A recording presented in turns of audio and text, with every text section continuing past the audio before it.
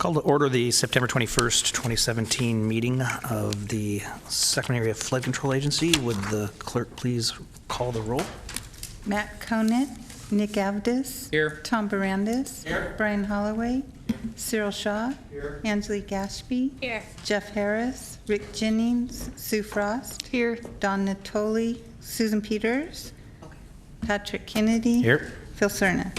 Here. We do have a quorum. Thank you. If you'll, I'm here. I just hear you. we got you. Please join with the Pledge of Allegiance. Pledge allegiance to the flag of the United States of America and to the republic for which it stands, one nation, under God, indivisible, with liberty and justice for all. Good afternoon, ladies and gentlemen. This meeting of SAFCA is being broadcast live and will be cablecast without interruption on Metro Cable 14 and will be re-aired on Saturday, September 23rd at 2 p.m. It is also webcast at www.sacmetrocable.tv, and streaming video of the board meeting is available on SAFCA's website within 48 hours after the meeting. Members of the audience wishing to address the board should fill out a blue speaker form located here on the lectern and bring it to me. When addressing the board, please identify yourself for the record and please limit your comments to 3 minutes. Thank you. Thank you. And next is public comment. I have no cards. Is there anyone in the audience that would like to address the board at this time? Thank you. Then we will hear from Mr. Johnson. Item 1, the Executive Director's Report. Well, good afternoon, Chair Kennedy, members of the board. Just a few things. If I seem a little out of it, I just got back from vacation today. I've been down on Avila Beach, and so this isn't as fun. So. We'll remember that in your review. Yeah. Couple of things, just an update on Natomas here. I put the map on the side just to remind us where they are. Reach I, that's down along the American River, the first contract. Remember, they awarded it back early in the year. They got protests and they rebid it. They re-awarded it. It got re-protested again. And so now they're going to have to take corrective actions on that bid. And so they canceled that award and they're going out again for a resolicitation with the contractors that had put in previously. They're fixing some of the problems with the questions that they were given, and we're expecting an award around the first of the year. So just an update on that one. Okay, continuing on that, the Reach H, that's on the Natomas East Main Drainage Canal down at the very bottom there. That one went out for bid. It was a request for proposals, actually. It came in at the end of September. However, the pricing part was higher than expected, so the court needs to do a pricing analysis, and I think it's going to delay. They were hoping to award by the end of this month. I think it'll be by the end of the calendar year now. And that one is a 2-year construction period. That will be 2018 and 2019. So just a quick update on those two there. Back in D.C., the September 8th, the President signed into law a Continuing Appropriations Act of 2018 and a Supplemental Appropriations Disaster Relief. So this was the one that was passed right after Houston got hit with the hurricane, and they gave some funding for FEMA and for Small Business Association and for HUD. While they were doing that, they went ahead and extended the continuing resolution appropriations through December 8th because the fiscal year ends September 30th. So, and then they were also facing the debt ceiling, so they did a temporary extension of the debt ceiling and also temporary extension of the National Flood Insurance Program, which was also supposed to expire the end of September. So kind of punted for a couple months there. So we'll have a lot to do the next few months. Switching subjects here a little closer to home. Just a reminder that according to the Central Valley Flood Protection Act of 2008, There was the Central Valley Flood Protection Plan was developed by Department of Water Resources, and initially it was approved by the Central Valley Flood Protection Board in 2012. It's supposed to be updated every 5 years, and so the department updated it, and on August 25th, the Central Valley Flood Protection Board formally adopted the update. And so it includes recommendations on how to proceed with investments and policies, management, and things moving forward. As you can imagine, the Central Valley, ton of topics trying to figure out how to get the flood protection higher in there. All SAFCA projects are covered in this update. It's a very important document from the state standpoint there. So just wanted to make you aware that did occur. You should have all received, hopefully, an invitation now from the Corps of Engineers for the ceremony for completing the joint federal projects. It's on Tuesday, the 17th October. I know it conflicts with the county supervisors meeting, so that's going to be a problem. If you want to send an alternate or somebody out there, feel free to do that. If you, for some reason, did not get an invite, please let me know, and I'll make sure you do on that. And then finally, I'm very excited about this. We have a new Director of Planning, Mr. Gary Bardini. I'm going to have him come up here in a couple of minutes and introduce himself, but I just put just a few things. Gary has been the Deputy Director at DWR since 2011 over everything difficult there. They basically, at DWR, said, what's hard here? And they gave it to Gary. So everything from integrated water management to climate change to the water plan update and flood management, that was all under Gary. And before that, he was the Division of Flood Management Chief. He actually developed the first Central Valley Flood Protection Plan and the update here, and then Flood Safe California was one of the initiatives he did. So he's extremely well versed in this, very well respected, and we're excited to have him join us as the new Director of Planning. So with that, I'll let Gary say a couple of words to introduce himself there.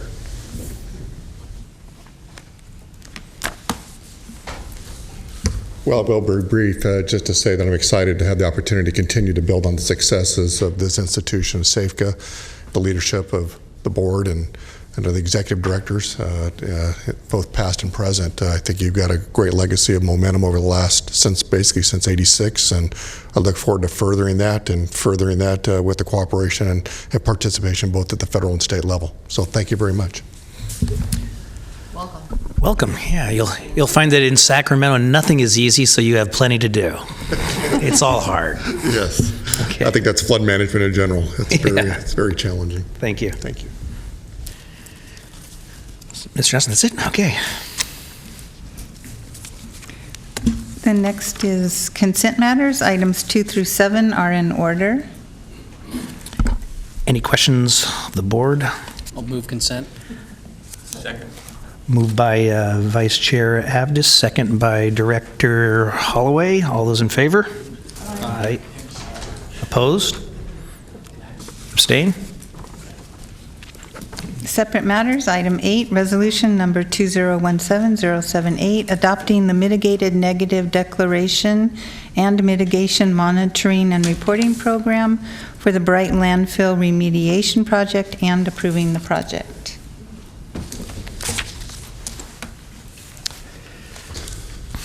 Good afternoon. Dan Tibbetts, Principal Engineer with SAFCA. I'm talking about today the asking for adoption of the CEQA document for the Bright Landfill remediation project. The Bright Landfill is located just to the north of the Sacramento Bypass North Levee and east of the Yolo Bypass East Levee. On the figure shown, it's to the northeast of the two green lines.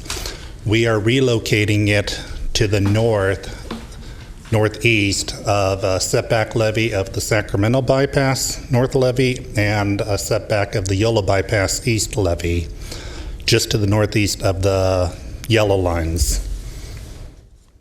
Zooming in a little further, you can see the existing bright landfill. It's the magenta color on the graphic, and we are relocating it to the orange color on the graphic.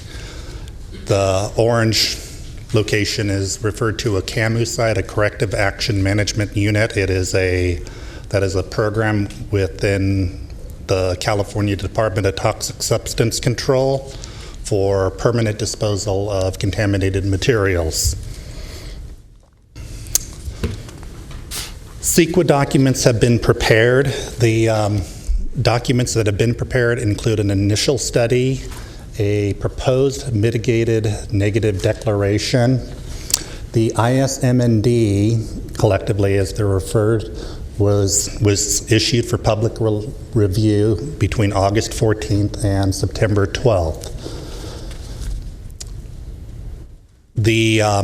In this CEQA compliance document, it evaluated the relocation of the Bright landfill to the Corrective Action Management Unit.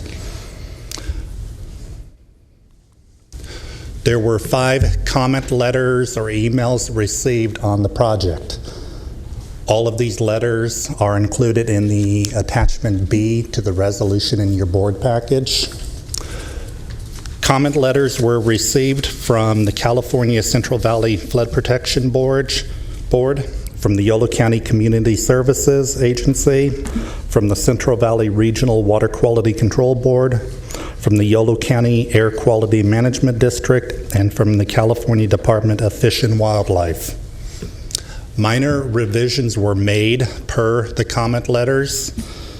The revisions made to the document basically made the mitigation measures more effective, therefore easier to conclude, as in the final statement, that there are significant impacts to the project, but by implementation of the mitigation measures, it becomes less than significant.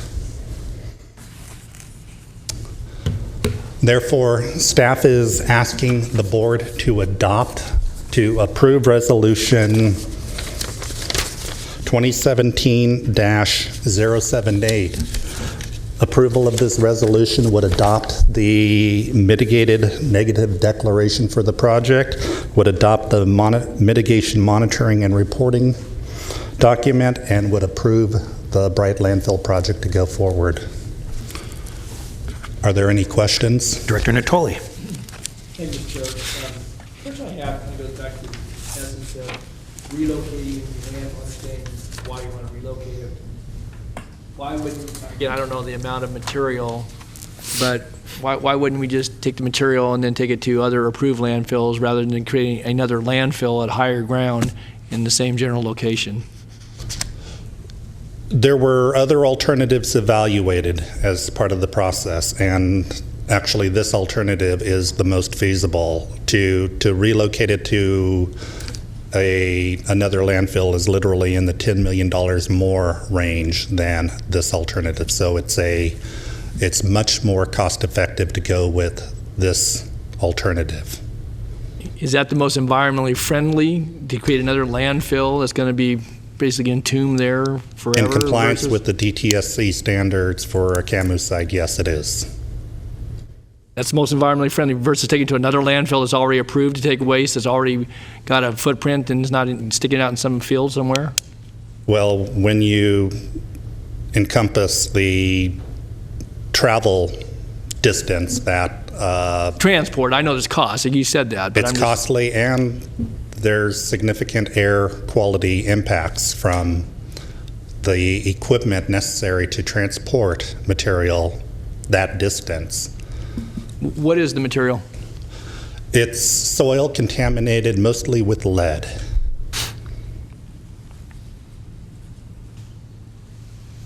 How many tons? It's in the 58,000 cubic yard range. That's okay. Again, I just try to get some sense of the magnitude, and I get it about carbon footprint and all that. It just seems to me that, again, you're displacing it. You're going to move it to somewhere, unless you're going to somehow clean the soil and leave it in place. And again, I know that we've talked about this in the past. It just occurred to me as we look at the mitigated neg deck, though, that site's, just very, very proximate. Yeah, the movement isn't such, but you're just basically creating another landfill with a higher standard, but you're still going to have it in perpetuity. And not that you wouldn't own it somewhere else with a manifest, but I guess I find it odd in this day and age that sometimes you go in there and you clean up a landfill in place, but we're basically moving this to basically an uncontaminated site, in a field that's adjacent to the area we're trying to protect. So, is that area still actively farmed? I trust it is. Where you're going to move it to? It's actively farmed, but the entire area is eventually going to be modified when the setback levees of the Sacramento and Yolo bypass are constructed. And so, where will that site lie? Where will the dump site? Is it going to be in the middle of the levee in the new plan?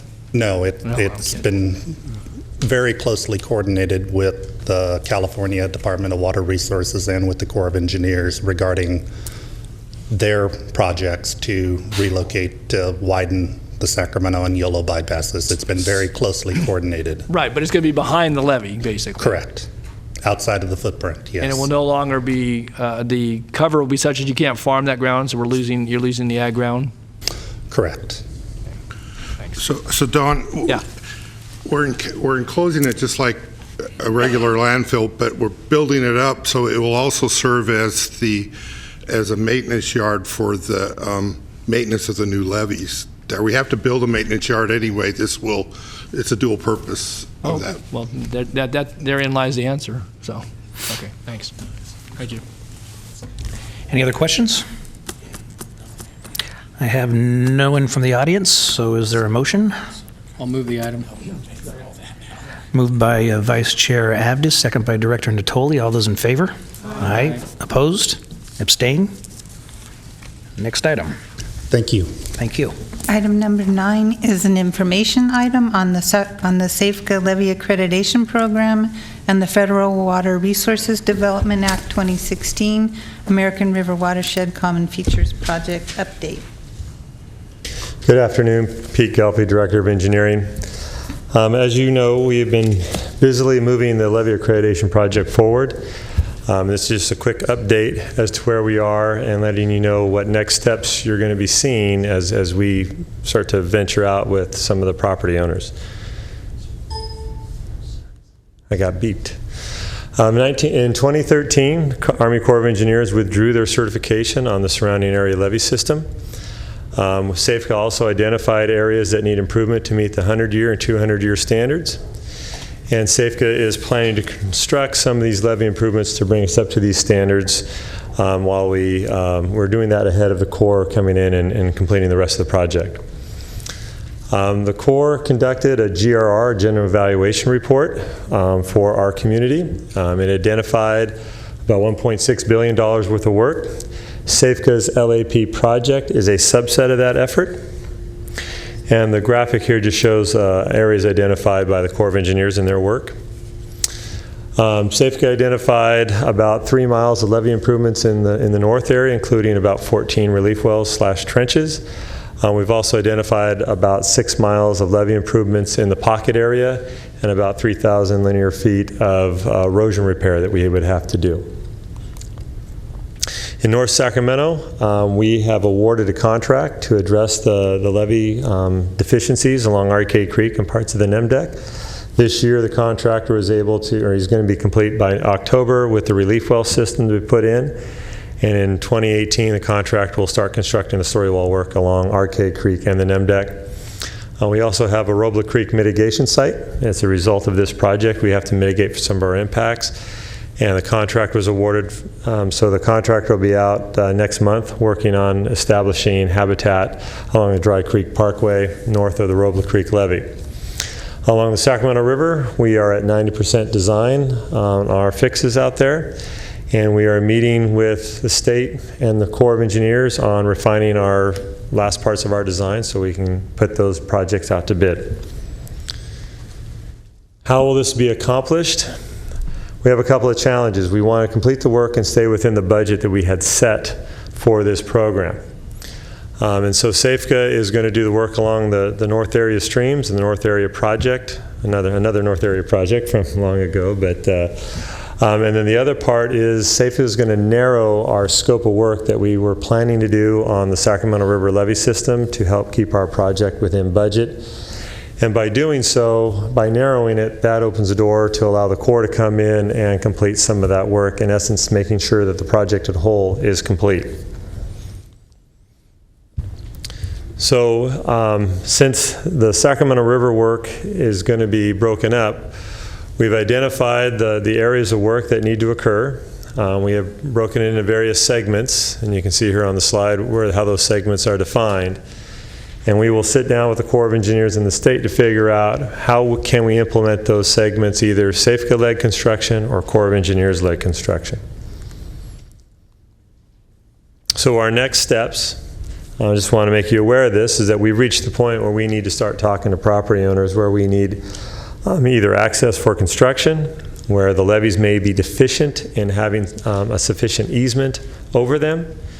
And so we are going to start reaching out to those landowners that we've identified as needing rights from or cooperation with in order to construct the project and to operate and maintain it over the long term. We also have to develop an encroachment policy along the Sacramento River. Downstream of Sutterville Road, we have a significant amount of what we would call private encroachments that would be in the way of construction. And so we need to address getting those encroachments out of the way for construction to occur. We've talked about coordinating with the Corps of Engineers on doing this work. And one of the elements that we have here, and Rick Johnson talked about this in the past, while we have an authorized project for the GRR, what we call Worded 2016, we don't have a new start, or we don't have appropriations occurring. And so new starts are limited every year. And by us taking the lead in design, we have found ourselves in a position where we can hand our design to the Corps, and they have a project that would be ready to go, and that helps them obtain a new start. And so this is kind of a unique opportunity that we're trying to take advantage of. One, keep the project within budget from SAFCA and the state perspective, and also giving the Corps an opportunity to get a new start so they can start bringing in more federal dollars to Sacramento.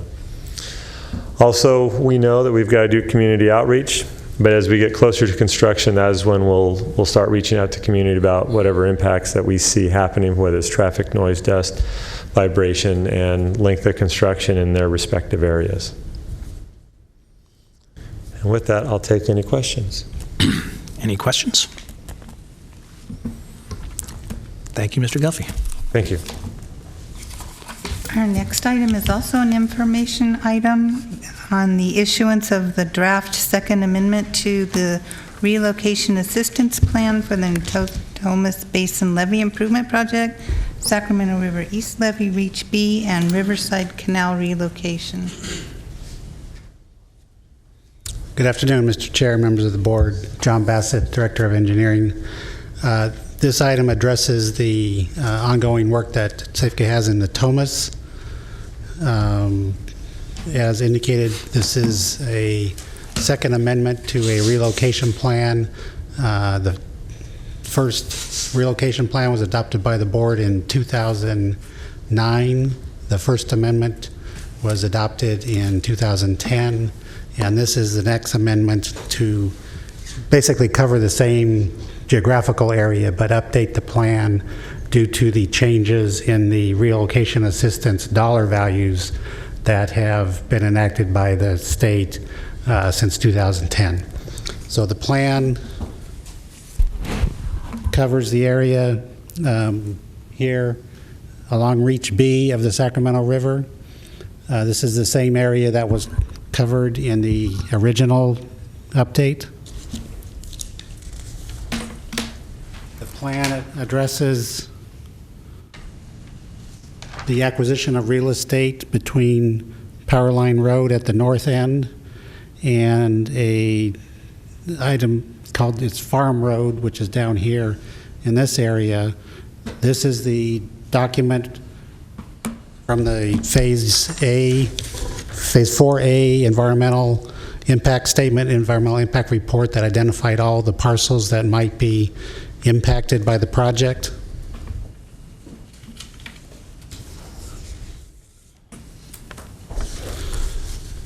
This map is a map that shows the corridor that would have been impacted by the project that was described in the Phase 4A environmental document.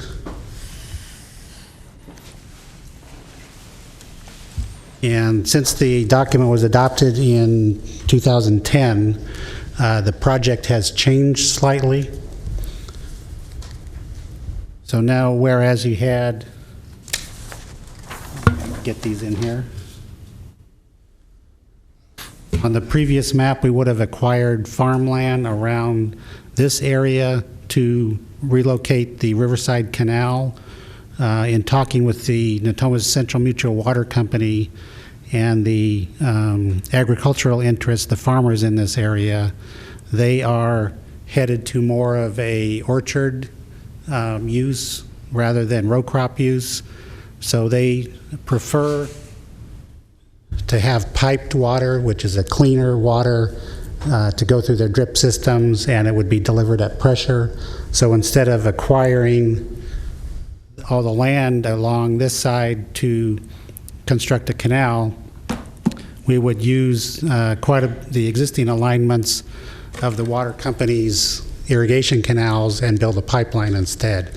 So the overall acquisition footprint for the canal relocation is reduced quite a bit in that area.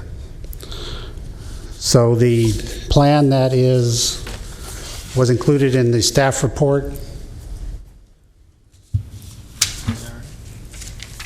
I believe the board received a full copy of the relocation assistance plan. By law, the plan needs to go out for a 30-day review period, so that'll be issued shortly to each of the owners and or tenants within the acquisition footprint. 30-day review period. We will take any comments on the report, roll those into any revisions that are appropriate, and then present the board, to report to the board for approval at a future board meeting. Right now, I think the staff report indicates potentially in November. I think due to some other things that are going on, we'll likely target the November board meeting for adoption of the plan. I can take any questions you have. Director Natoli. Yes, thank you, Chair. So, do I understand correctly, the relocation plan is because you're actually going to acquire the houses, or you're just going to have to relocate folks while construction's underway? There are several houses. There are 2 houses that, one house is in the footprint of the borrow site that would be relocated, or the tenant would be relocated, the property would be acquired, the house would be torn down. There's one parcel where we are coming right up to the edge of the house, and we would have discussions with the owner as to whether or not, because we're taking 9 of their 10 acres, do they still want to remain in the house? So we would have some discussions with them, and acquire the whole property if they're amenable to it. There are 3 other residential properties where we'll be taking a significant amount off the front of the property, the portion near the levee, and they will also be able to provide input as to whether or not they want to stay or be relocated, full purchase, and then they go buy another house. So, John, let me just understand then, is there an opportunity, because at least on the one, there's not much opportunity at all, if you're going to take 9 of the 10 acres and that leaves you the house and the front doorstep, I guess, left. Is there an opportunity in some of those other cases, whether they're tenant and or owner occupied? Again, I don't know the vintage of the homes nor the condition, but if somebody's home and maybe they're elderly or been there for a long time, or they like their house and want to stay, are you open to actually moving the structure and replacing it somewhere in the vicinity, assuming you can find acreage and all those things, or just it's either you can decide to stay and we'll pay you for acquisition, or we'll buy you out and you go find something else? Or what's the range of options that you're going to pursue here? The relocation plan addresses kind of all those different options. They can, unfortunately, most of the property out there in the vicinity of our project is large agricultural fields owned by other people. And if they wanted to make a deal with that particular owner and arrange to relocate a house, that is something that we could consider. So you say if they want to make a deal, will we assist in that if there's an opportunity to do that? I don't know, again, zoning we have to provide for a lot of other things, but is that something we helped to assist with if people really want to stay where they currently live? Yes, the relocation agent would explain the options, and if that is something they want to look at, we could potentially contact one of the other owners. I don't think that we would, that's up to the board. Yeah. I don't think you're going to condemn that other parcel to go No. put a house on. I wasn't necessarily suggesting that. I appreciate your comment. So let me ask you, so then are the 5 households that are underneath this plan, this references a 2010 document with some changes that, have alleviated some of the takes, are these 5 property owners, I know there are other agricultural businesses as well, and I don't, if that entails barns or whatever, but at least for those people that are living there, are they aware, have they been noticed of this today's hearing? Have we had previous contact with them, or is this going to come as a surprise? We're going to take this action and give you the relocation plan. We send them a letter. Next thing you know, they're wondering where they're going to be living next year.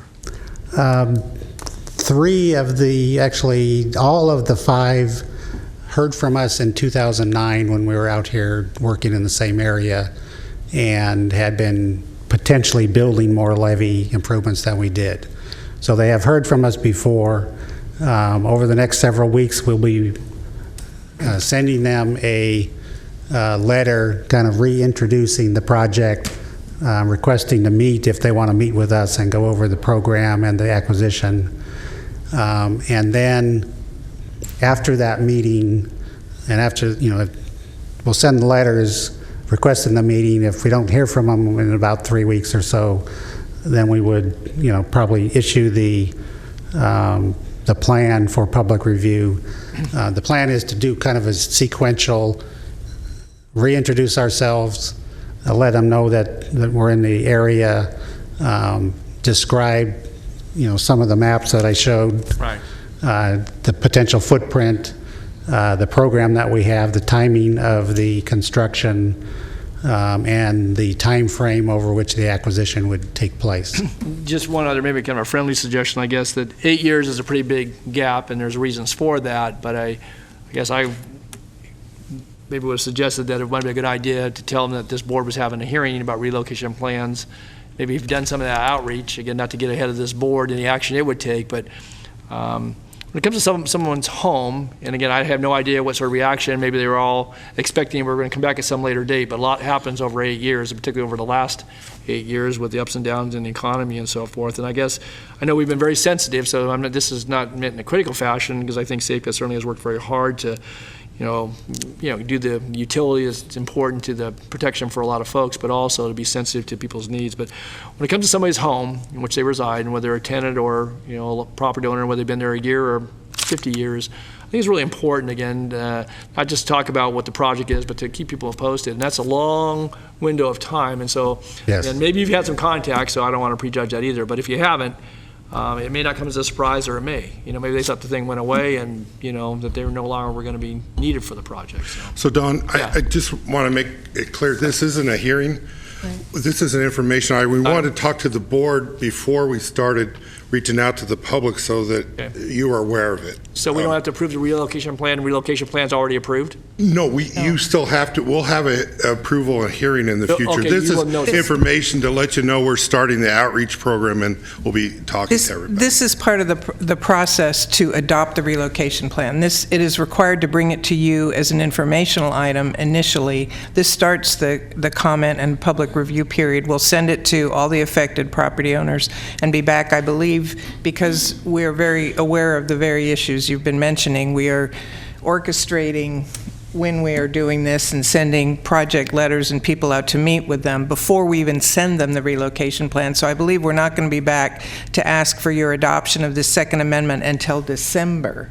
Yes. Is that correct? As I indicated earlier, yeah. The 30-day period won't start until we mail it to them. We're not even going to mail them this until we've met with them. Okay, very good. Thanks. Yeah. Thanks, Mr. Chair. And, okay, that's it, Council. That was, okay. Vice Chair Abdus. Thanks, John. I appreciate that. As you know, this issue for me is very personal. Coming from a family whose lives were upended by right-of-way acquisition by SAFCA, I'm very sensitive to the fact that eminent domain is a power of government that should be used sparingly and very narrowly. And so, I do appreciate the fact that the right-of-way take has been minimized by a really creative solution, working with the landowners and piping and reducing the need for excessive right-of-way takes. And I do appreciate hearing from our council that, in fact, outreach is needed and will be engaged in, and people will have an opportunity with personal contact to know of and be aware of the fact that there is this relocation plan out there that will affect their lives. And so I appreciate that, and hopefully that goes smoothly. But I agree with Member Natoli that 8 years is a long time, and coming from an ag family, you tend to get a lot of things in the mail, even from government. You tend to ignore them, and so I definitely don't want to have any surprises from folks. So thank you. Yes, most of the owners who will receive this, they actually signed a right of entry to allow us and the state to go in and do some topography maps that will be needed for the design. So they have heard with us. I think those letters went out in July for the right of entry. So they know we're back in the area, but we will continue on with the actual right-of-way, begin the right-of-way discussions as Holly had described. Thank you. Director Shaw. Thank you. And I also want to echo appreciation for the sensitivity with which we are approaching the relocations. I noticed in the draft plan that some of the services that we'll be providing include face-to-face interviews, even physical inspection of relocation properties, financial assistance, coordination with movers. So that I absolutely appreciate. One question that I have is that I noticed it says that each owner-occupant will be provided with up to 12 months from the first written offer to relocate, each tenant-occupant 3 months. And I was wondering, is that dictated by state or federal policy, or is that something that we created? The 90-day notice to vacate is in both state law and federal law.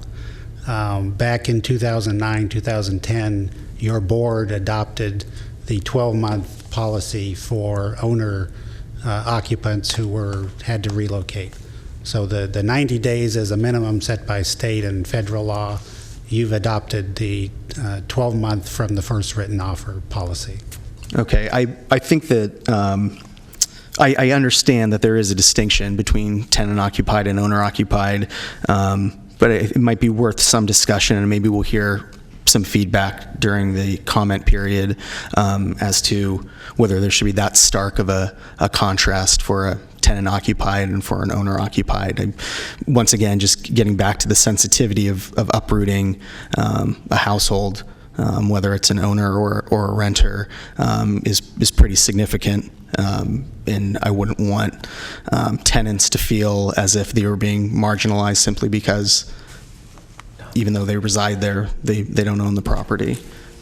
So I think that warrants some further discussion. And then just one last comment, this just may be semantics, is that on A, in the draft, face-to-face interviews with the affected families, maybe family should be a broader term, households, individuals, and or businesses, if we plan to do face-to-face interviews with everyone. Yes, they interchange. Again, some of this is language mandated by state. They interchange families and households quite a bit, but it is everybody in the household. If there are 5 different people who are unrelated but just live there, you have 5 different relocations of 5 different households. So it is very fluid with what the actual makeup of the home is. Okay. Thanks. Just want to be sensitive to that as well. Appreciate it. Thank you. Any other questions? Thank you, Mr. Bassett. Thank you. And with that, that was an information item. Our next meeting is October 19th at 3 o'clock in this building, and we are adjourned.